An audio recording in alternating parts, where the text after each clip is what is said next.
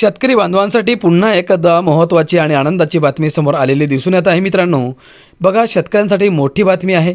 PM किसान व नमो शेतकरी योजनेचा 4,000 रुपयांचा हप्ता आता शेतकऱ्यांच्या खात्यामध्ये जमा होणार असल्याची माहिती समोर आलेली आहे. मित्रांनो, खरोखरच शेतकऱ्यांच्या खात्यामध्ये या दोन्ही योजनेचे पैसे जमा होत आहेत का? सविस्तर माहिती आपण समजून घेणार आहोत. तत्पूर्वी आपल्या शेतकरी मित्र या यूट्यूब चॅनलला तुम्ही सबस्क्राईब करून ठेवा, कारण अशीच महत्त्वपूर्ण माहिती तुम्हाला पाहायला मिळणार आहे.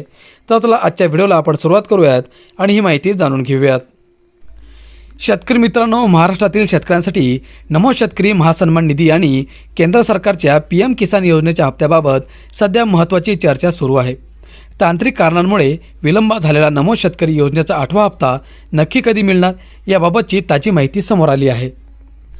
राज्यातील लाखो शेतकरी नमो शेतकरी योजनेच्या पुढील हप्त्याची प्रतीक्षा करत आहेत. केंद्र सरकारच्या PM किसान योजनेचा 21वा हप्ता यापूर्वीच जमा झाला आहे. मात्र राज्याचा हप्ता तांत्रिक कारणांमुळे लांबणीवर पडला आहे.